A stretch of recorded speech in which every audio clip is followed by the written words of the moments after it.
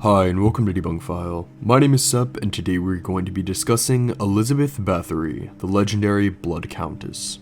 Before this video starts, I want to issue a warning. Everything gore related will be discussed in this video, including torture, killing, and everything in between. If this is something you cannot handle, this might not be the video for you. Elizabeth Bathory, or Exidi Bathory Erzsébet in her native tongue, was a Hungarian noblewoman born in 1560, and is often labeled the most prolific female serial killer in all of history. She has been labeled a real vampire, and is sometimes called Countess Dracula, and was supposedly a direct inspiration for Bram Stoker's 1897 classic, Dracula. She is also said to be the inspiration for the wicked stepmother in the Brothers Grimm fairy tale Snow White. She also has been the inspiration for a Swedish metal band and countless songs from notable groups like Suez and the Banshees to Death Grips. If you have played a video game featuring a female vampire or someone who bathes in blood, it was probably inspired by Bathory. She has appeared in no less than 40 feature films and counting, plus several TV shows like American Horror Story. If the name sounds vaguely familiar, that's because we did talk about her in an older video, Who Inspired Dracula, but we barely scratched the surface of Bathory and had no idea how many myths and folklore surrounded her, and as a result, we didn't do her enough justice. That is why today we hope to make that right, by debunking every single mystery and myth about the so-called Blood Countess. Before we start, I must express sincere thanks to a woman named Kimberly L. Craft. Her excellent novel, The Infamous Lady, is by far the most comprehensive book on the subject and is the primary source of the information in this video. She spent years translating Hungarian letters from 4 centuries ago, which was an incredible feat. Miss Craft herself also helped with a few questions along with her community of Bathory scholars and enthusiasts. From the bottom of our hearts, we must thank them for allowing this video to be possible. We must start at the beginning, though.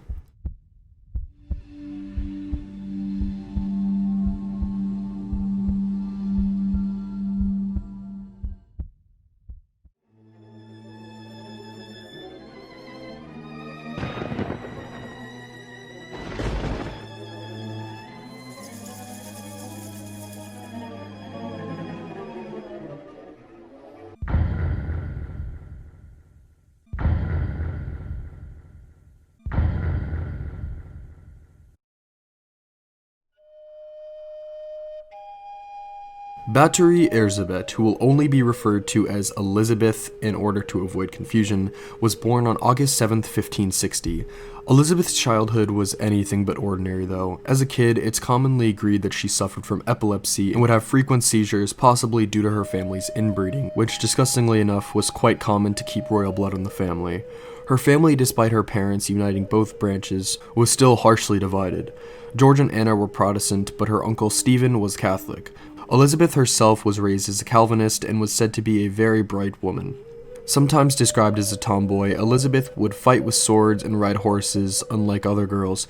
She was skilled in mathematics and science and continually read about religion, anatomy, biology, astronomy, and even the occult. She could read Hungarian, Greek, Latin, German, and Slovak. She also had quite the temper, whether it was a result of parental teaching or mental health is unknown. Elizabeth grew up in a time of great violence and likely bore witness to public executions where pain and fear was very much the point. It's also likely she witnessed servants being harshly disciplined, as violence was just the law of the land. Peasants were basically slaves and were treated as such. They were often beaten and broken, which quite possibly could have made Elizabeth think that it was normal. At the age of 11, Elizabeth was engaged to 16-year-old Count Ferenc Nadasdy, which was a common occurrence for royal children to be married or engaged at this young of an age. Neither Elizabeth or Ferenc, also known as Francis as we'll call him, had a say in the matter. The two were engaged in 1572, and by then, both of Elizabeth's parents had passed on, and she moved to the Nadasdy family home. The Nadasdy family was far more recent and less prestigious than the Bathorys. Baron Tomas Nadasdy was a loving but tough father who prepared Francis for war. Tomas believed his wife Orsolia spoiled the little soldier, leading to harsh discipline when necessary. Francis was smart, but never a scholar, as that was not his destiny. It was considered a great honor for the boy to marry into the Bathory family. Elizabeth spent 3 years in this household waiting for her wedding, and she didn't care for her new home. The culture was less accepting of an independent woman getting her way.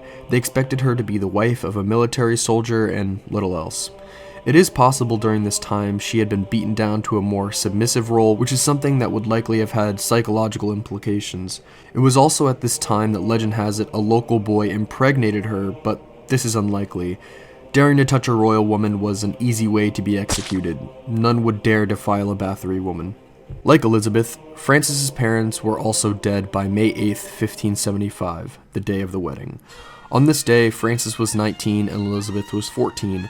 It was a lavish celebration including 4,500 people.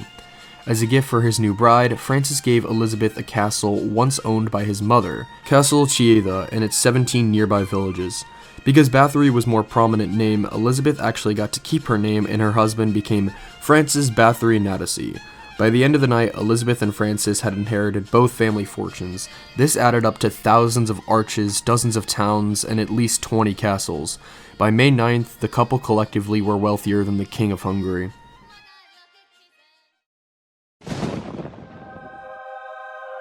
The relationship between Elizabeth and Francis is complicated, to put it lightly. At least publicly, they showed great affection for each other.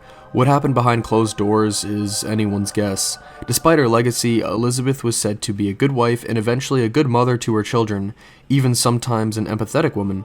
On several occasions, she gave money to the poor and helped women who were widowed in the fight against the Ottomans. A friend of Francis named Georgi Thurzo told his daughter once that she should be more like Elizabeth.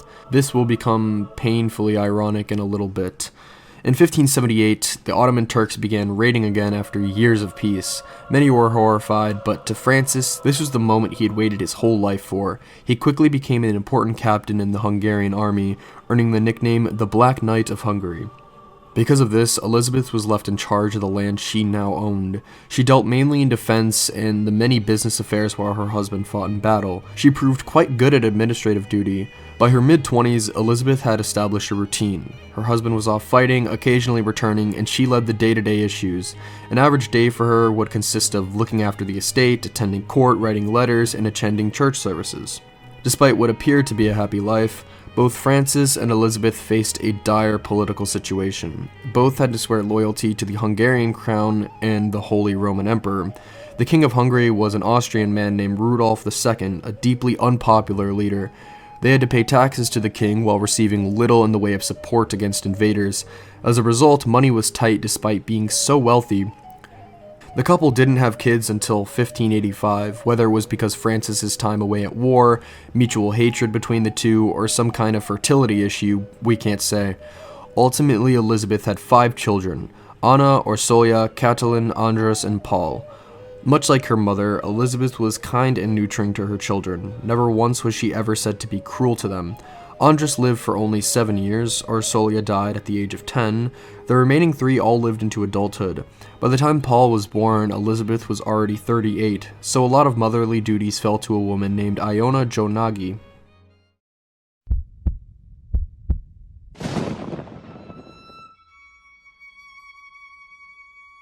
By the 1590s, Elizabeth was starting to clash with specific individuals. On the surface, it seemed like usual political squabbling, but by now, dark rumors had begun to spread across the land. At first, it began with a young servant suddenly dying. Natural causes were likely behind it, but the burial was unusually quick with a closed coffin. Then it was found to be a large coffin, with people saying 2 were being buried together. Elizabeth demanded they be buried together and quickly. Eventually, it became standard, month after month. Little girls would die and quickly be buried without much notice. Nobody knew how they died. Some thought it was an epidemic of cholera, others whispered in hushed tones of something darker. Certain rooms in the castle at Sarvar were never allowed to be opened unless Elizabeth demanded otherwise. One local clergy member, a Lutheran priest by the name of Pastor Istvan Magari, began to suspect foul play. He bravely confronted Elizabeth in public and demanded to know what was happening. He didn't get the answers he wanted. Elizabeth demanded the priest be punished, causing Francis to return home to settle the issue quickly. It was the year 1602. Rumors began to spread of torture chambers, carefully cleaned after use, and it was not just Elizabeth participating. In 1601, a Croatian woman named Ana Dracula had arrived in court. Many accused her of being an animal, barely even human. Soon after that, it wasn't even just those 2 involved with torturing children. Rumors spread that Francis himself was taking part. Francis was well known for his battlefield cruelty. He is said to have danced with the bodies of his enemies and kicked severed heads into the air. He even hung some of his own soldiers after they began looting a town.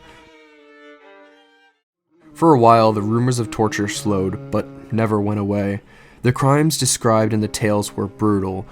Darvolia taught Elizabeth to beat servants upwards of 500 times, that Francis taught her torture techniques learned from the war. He even gave Elizabeth a glove-like device with sharp claws that fitted over the user's fingers, perfect for torture, a device that conjures up images of Freddy Krueger. Francis was also said to cover girls in honey and wait for insects to attack, sometimes burning the feet of servants who passed out. Elizabeth would replicate this technique as well, often to deadly effect. Despite being objectively a terrible human being, Francis seemed to stop short of killing the staff. He knew how dire the consequences were if people learned that servants were being murdered. Elizabeth didn't quite follow suit though, often torturing the children to death. The earliest described acts of torture Elizabeth Bathory supposedly took part in was relatively minor. Survivors commonly described pinching, bitings, and kicking. She eventually progressed to using household tools. She would shove needles into lips or under fingernails, burn parts of the victim's body with torches, and cut them with knives. When she was around people like Darvolia and Francis, however, she became far more violent. The victims were never male and almost always not older women. They were consistently teenage girls. Although the victims were by and large children, some older women were still tortured. A man named Ferenc Turok described what happened to an older servant named Maudley, who refused to follow orders one day. She was forced to wear diapers and a small log around her neck. She was forced to suckle on it as her breasts were cut off. She died soon after. Istvan Magari tried to stop the horrific crimes happening before him, but he could do little. Francis was a national war hero by now, and his exploits were a significant source of funding for the Hungarian crown. Reportedly, King Rudolf II owed Francis at least 18,000 guldens, something he was unlikely ever to repay. With such a high status and an unpaid debt, even if direct evidence of these dreadful crimes was shown, nothing was going to be done. But that would change very soon. In 1601, Francis was severely ill, to the extent that he could barely walk. He recovered, but the damage was already done. In 1603, Francis fell ill once again, but this time was different. He was permanently crippled and knew he was dying. He was worried that Elizabeth would be vulnerable from political enemies without his assistance. He asked for his good friend Georgi Thurzo to protect his wife and family no matter what, something Thurzo readily agreed to. Francis Nádasdy died on January 4th, 1604, at the age of 48. His funeral was grand, fit for the war hero Hungary felt they knew, rather than the man he truly was. In Hungarian customs, it's usually expected that the surviving spouse mourns for upwards of a year. Elizabeth mourned for merely 4 weeks. Whether this was because of pressing matters or an intense personal hatred is anyone's guess. In public, Elizabeth was still an intelligent woman, making deals with German merchants and keeping grain supplies up.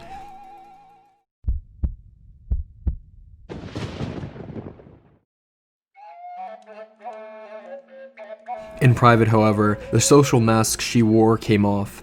In business trips to Vienna, monks reported hearing such horrific cries of terror coming from her private manor that they threw pots at the window.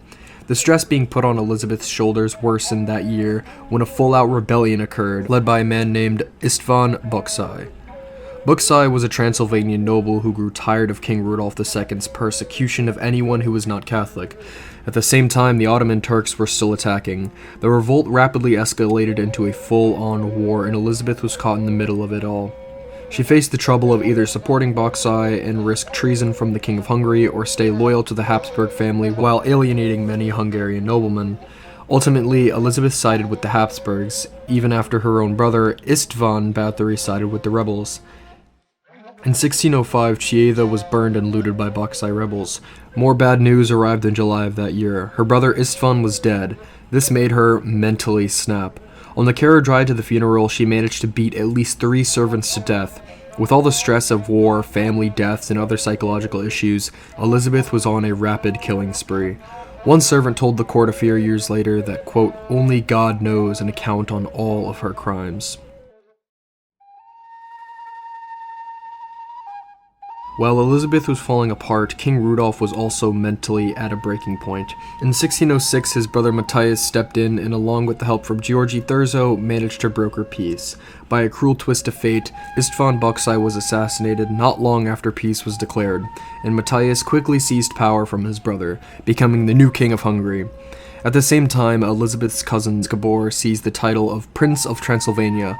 Rudolph was no longer king, but his debt to Elizabeth was still outstanding, 18,000 gulden, roughly $600,000 today.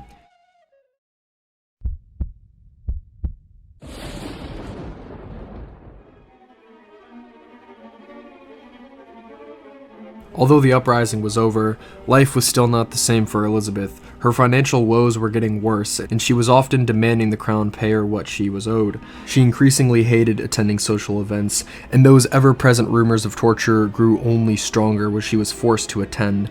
One such occasion occurred in late 1607 on the way to celebrate the marriage of Georgi Thurzo's daughter.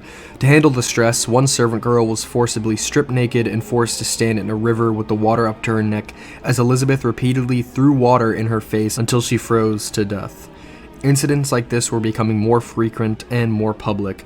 Another trip ended with several girls being burned with molten hot rods until she was satisfied. These tortures were all done by Elizabeth alone, but for the majority of her crimes, she did have help. Not only was her trusted companion Anna Darvolia always ready to inflict pain on those younger than her, but 4 others also assisted. Excuse me if I butcher any of these names. They were Janos Ujvari, sometimes called Fixo, a mere child, the old family wet nurse Iona Jonagi, her friend Dorota Senses, and a woman named Katalin Benexi. Collectively, all these people would help collect and torture to death girls between the ages of 10 and 14. The most violent without question were Darvolia and Elizabeth herself. By now, Elizabeth was using whips, cudgels, daggers, cutting shears, scissors, and fire to brutalize her victims. These last couple of years were the height of her cruelty, and it was a dizzying height. She would sometimes beat girls until they were bloody messes on the floor. In fits of rage, she would bite her victims' faces, tearing off large pieces of flesh. She would jam needles into their fingernails, and if removed, she would cut off the fingers with scissors.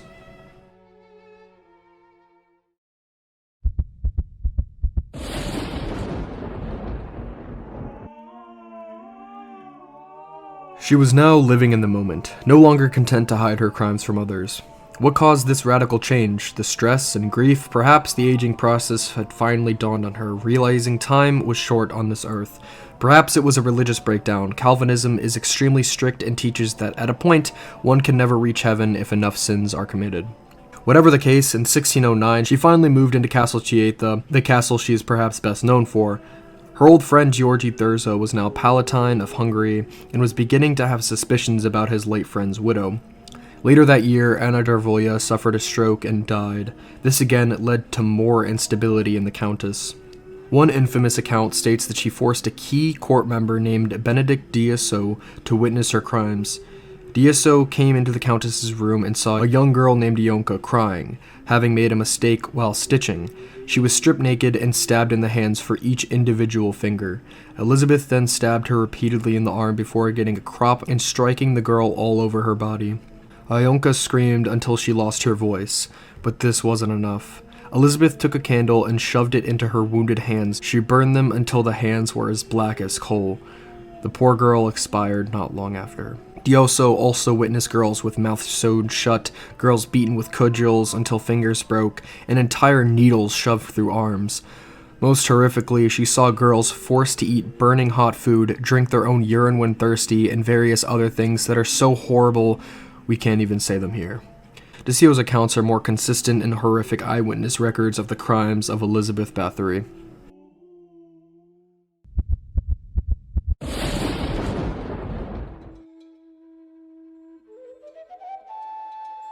At the same time of these appalling acts of violence, the Countess was dabbling with the occult and black magic. She sought out the forest witches, befriending one named Erzy Majorva. Elizabeth believed she would help her kill many enemies. Many staff members reviled witchcraft but couldn't stop her for fear of death. One servant who desperately wanted to stop was Caitlin Benitsky.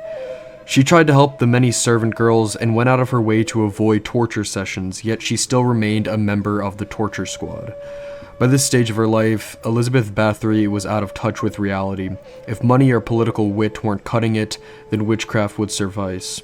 Majorova increasingly suggested the blood of royalty would help cast spells. At the same time, it was increasingly difficult to procure more peasant girls, even with certain village members helping to send girls to their death. At the tail end of 1609, Elizabeth opened up a gynecium, Latin for women's residence. It was a women's school specifically made for those of noble birth, but instead of teaching the children, Elizabeth abused them like all of her other victims. They were forced to roll around covered in nettles, skin was ripped out with pliers, even the very flesh on these girls were cut off and forcibly fed to them. She wasn't good at hiding these crimes at all. Several people reportedly witnessed these crimes. Elizabeth's attempt to conceal these deaths was to say one of the noble girls killed all the others before killing herself. None believed it. Several dozen complaints were launched at Georgi Thurzo and King Matthias. They were too numerous to ignore. People described rushed burials and bodies that appeared chewed upon. The monarchy had to do something. What was to come weighed heavily on Georgi Thurzo's shoulders. He wanted to honor his fallen friend's dying wish, but he couldn't let the innocent die. He wanted to send Elizabeth to a convent, but deep down he knew Matthias wanted her convicted and executed, as much for justice as it was to absolve the outstanding debt. In early 1610, Thurzo began personally investigating all the rumors and hearsay, hoping it wasn't true. He received a lot of hearsay, but not much in the way of physical evidence, yet he still feared the worst. By mid-1610, Elizabeth was well aware Thurzo was coming for her and probably knew little could be done to stop him. Soon, on December 29th, Thurzo and his men raided the manor house in Chieta and arrested Elizabeth. The 50-year-old countess was not physically found torturing little girls, but her 4 assistants were, and this was evidence enough to end her reign of terror. The long-awaited trial began in January of 1611. Elizabeth and her associates stood no real chance of being found innocent. Over 300 witnesses were called, bodies were dug up and shown. All her servants spoke at length of what she did and what her close followers did. Those associates all turned on each other, pointing fingers and hoping for mercy. Not all the evidence was strong. A young 10-year-old girl named Susanna testified that Elizabeth Bathory had killed 650 girls. She produced no evidence to prove the statement, and the court didn't believe it either. Nevertheless, the result of this trial was never in doubt. Verdicts were returned January 7th, all of them were convicted. Caitlin Benetsky was given the lightest sentence with time spent in the dungeon. Janusz Ujvari was beheaded before the remains were burned in a fire. Dorota Zenitsas and Iona Jonagi both all had their fingers pulled out before being struck with an axe. The bodies were then burned soon after. On the 14th, Erzy Majovera was burned at the stake for all to see. Finally, what became of Caitlin Benetsky is unknown. She was likely quietly released after some time, allowed to live out the life so many other girls never got to experience. Notably, Elizabeth herself escaped such a fate. Because of her noble birth, both the king and Palatine would have to sign off on her punishment. Matthias wanted death. Thurzo wanted life imprisonment. All the while, Elizabeth tried to get her cousin Gabor, Prince of Transylvania, to attack and rescue her. Ultimately, while never tried in court, Elizabeth was sentenced to life imprisonment after it was discovered that if she were to be executed, then the crimes of her late husband would also be unveiled. Matthias felt it was better to keep Francis's legend alive rather than to destroy both him and Elizabeth. Instead of death, it was decided Elizabeth was to be erased from history. Her name would never again be spoken in Hungary. The court trials would be filed away, and she would be bricked up in her castle until she died. Elizabeth Bathory's final years were anything but pleasant. She was walled up in her own bedroom, given only 2 meals a day and nothing else. Her daughter Caitlin brought her candles and parchment to keep her sane. It didn't last. When she ran out of paper to write on, she drew on the walls like a common lunatic, writing out messages meant for family, spells, or even cries for help. She was also trapped within her own clothing, unable to undo her dresses without servants. On occasion, guards or other noblemen would ask her why she committed such awful crimes. Her response was usually to blame the members of her torture squad. She would never admit any guilt and probably believe that she didn't do anything wrong. Her last hope, Gabor Bathory, was eventually shot dead in the streets on October 18, 1613.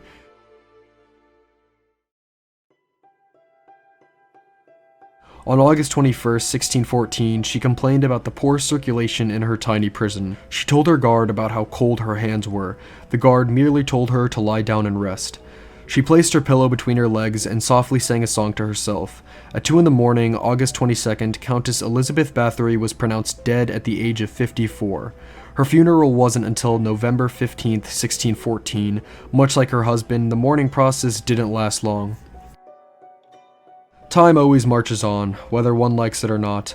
More than 400 years has passed since Elizabeth died, and yet she remains a world-famous historical icon, all while the vast majority of her victims remain faceless. A nightmarish legacy to one of Hungary's most notorious figures.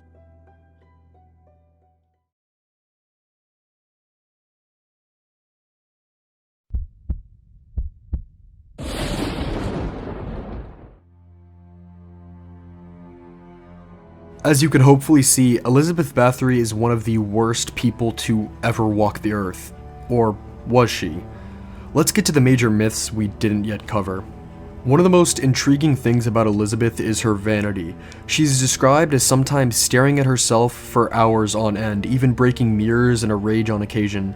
This of course leads to the famous stories of her bathing in virgin blood. Something so common that it's basically a writing trope, and it's by far Elizabeth's most famous crime.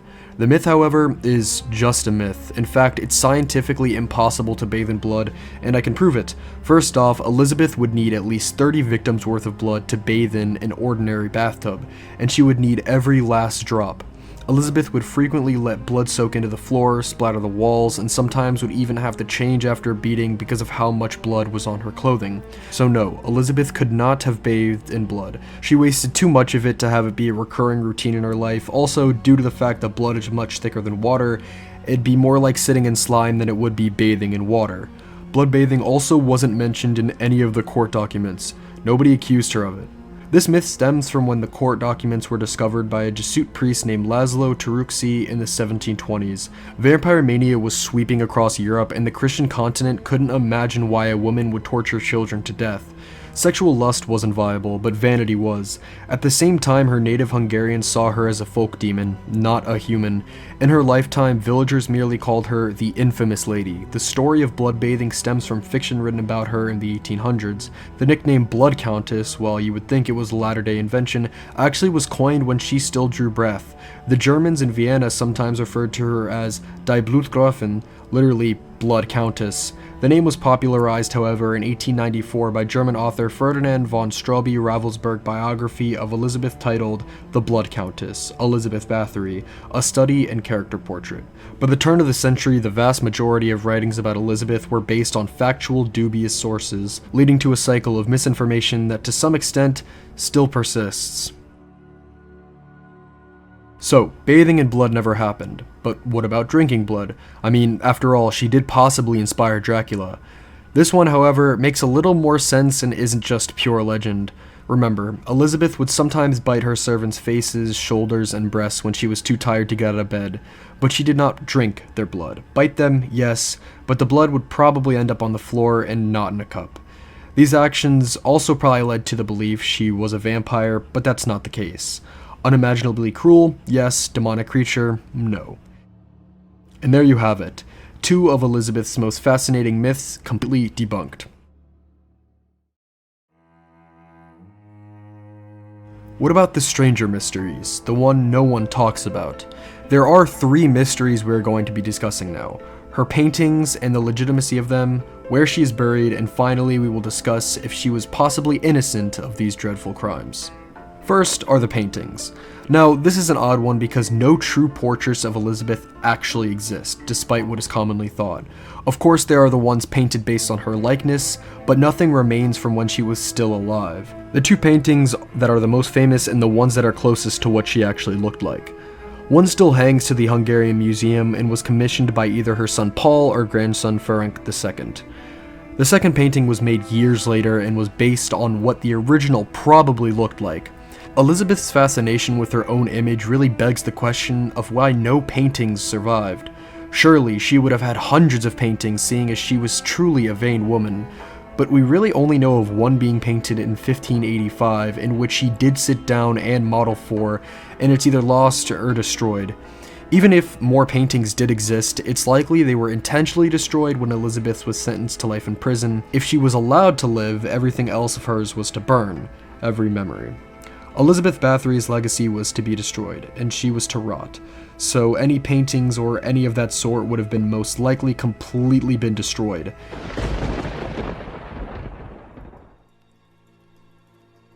Next up is where Elizabeth is buried. Now this is a long story. Elizabeth was buried at the church in Chieta, either in the cemetery or the crypt. The citizens of the town rightfully complained that the infamous lady was buried on holy grounds and demanded she be removed. Elizabeth was most likely moved to the Bathory family estate. This all seems pretty reasonable. That was until 1938, where the church crypts were searched and Elizabeth's tomb was nowhere to be found. Only a piece of the headstone was found. Later, in 1995, the Bathory family tomb in Bathory was allegedly searched, and Elizabeth's bones weren't found there either. So where she's buried is a total mystery. Theories spring up about where she now lies, such as Leka, Sarvar, and Kerezter, which are all places she might be buried in an unmarked grave. Some say she's buried in Lamos Cemetery in Budapest, but none of these hold any weight and are just speculation. Some even speculate that grave robbers may have dug up her remains, leaving her body to wild animals. Maybe one day Elizabeth's final resting place will be uncovered, but until then, we will have to speculate where the Countess could be. This one is still a complete mystery, and I'm not about to go around digging up ancient graves to prove this one. I'll leave that to the professionals. Time for the most confusing mystery of the three, and the final one we will be covering. The level of Elizabeth's guiltiness. I know what you're thinking. Level of guiltiness? She was guilty, right? Well, there's an entire group of people who believe that Elizabeth is innocent. It's become an intensely debated topic in recent years, as Elizabeth has become a very profitable Hungarian figure for tourism and nationalism. The theories do make some sense. Her innocence is usually discussed in the sense that she was framed. King Rudolf and Layer Matthias owed the Bathory family a ton of money. There was never a trial for her specifically, she was just thrown into solitary confinement until she died. Only 8 witnesses saw her committing crimes, and all 300 witnesses were to some extent tortured before speaking. Also, it's proven that Georgi Thurzo changed his story the night of Elizabeth's arrest a few times from merely arresting her to catching her red-handed in the act of murder. So it makes sense as to why they'd want her to disappear, but something that disputes this is the fact that Elizabeth was a hated woman even before all this. In fact, she needed an armed escort to go anywhere, and there are over 300 cited eyewitnesses' accounts. Yes, a lot was hearsay, but it all was very consistent in describing the exact same acts. If that's not enough, how does one explain all the corpses? The many letters the clergy sent talking about strange burial, the missing children from the gyneceum, sightings of mangled servants, it's all too much to dismiss. In all likelihood, King Matthias saw an opportunity to absolve a debt and perhaps get back at a family who had been a thorn in the side of the Habsburgs for generations. A shady political ploy, perhaps, but it's possible to be horrified at such atrocities while still taking advantage of the situation. But I'm not done yet. There are varying accounts of how truly guilty she was. She was guilty, but how far did her killings go? Was she really as prolific of a serial killer as they say? The highest number of people killed by Bathory I've ever seen is 3,000, as cited by author Andrzej Stiavnicki, which seems like a bit of a stretch. The smallest amount I've ever seen discussed is 17. The reason it's 17 is because those are technically the only confirmed killings. These 17 victims were the only named victims, mostly coming from the gyneceum. Of course, the most common number of cited victims is about 650. But why 650? Well, over the years, it's just been a terrifyingly high number intended to horrify average people. Her victims definitely range in the hundreds, but the number 650 came from the previously discussed child, Susanna, at her trial, and it wasn't out of the blue either. Susanna testified that Elizabeth kept some sort of registry of victims and that steward Jacob Silvasi had seen this registry, but he was not present at the hearing, so he couldn't confirm or deny this. A year later, when Jacob did testify, he didn't mention the list and wasn't questioned about it either, since the court didn't take Susanna's claims too seriously. Why would they? She was 10 and couldn't back up any of her claims. Some people claim the list in fact does exist and is in the National Archives in Budapest, but it's never been found in the archive, so why did the number 650 stick more than any other number? Well, just as I said earlier, it's just a terrifying number that catches the eye. If it were indeed 650 or more, she would be the serial killer with the highest body count beyond a shadow of a doubt. The highest confirmed body count goes to Dr. Harold Shipman with around 250 victims. This one again is tough to debunk, because while we know it probably wasn't 650, I'm sure it was at least somewhere close to that, but we'll never honestly know. Many servants ballparked it as 200 or more, which is reasonable. As for her guiltiness, she was guilty as sin, and she is without question one of the worst people to ever live. Elizabeth has no innocence here.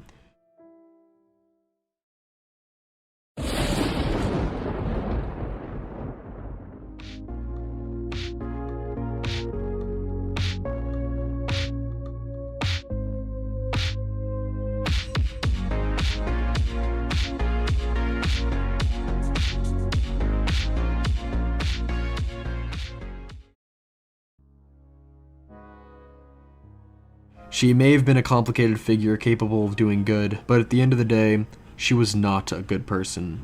Now, why did she do it?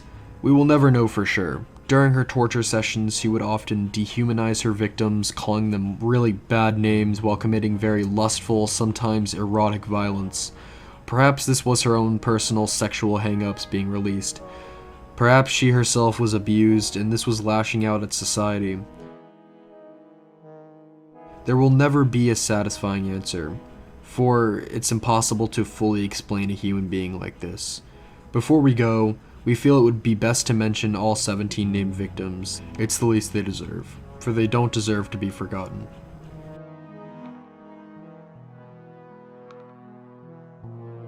So that's it. Elizabeth Bathory, the infamous lady, the Blood Countess, Countess Dracula. Her full story told in her most popular myths and conspiracies talked about. Some debunked, some left lying in the crypt. Before this video ends, we've been kind of on a historical mystery tangent with another history-oriented video coming soon, so let us know in the comments if you are interested in us continuing to do some more historical mysteries alongside our more internet-based ones. If you have any suggestions for either internet mysteries or some more history-based ones, definitely be sure to let us know. Thank you guys so much for watching. Make sure to follow all of our social medias for updates and exclusive content, all linked in the description. Especially consider becoming a patron, as even $1 a month really helps and you guys get some slick rewards. And of course, make sure to like this video, share this with your friends, and subscribe. As always, my name is Sep from Debunk File. Thank you guys so much for watching. Bye.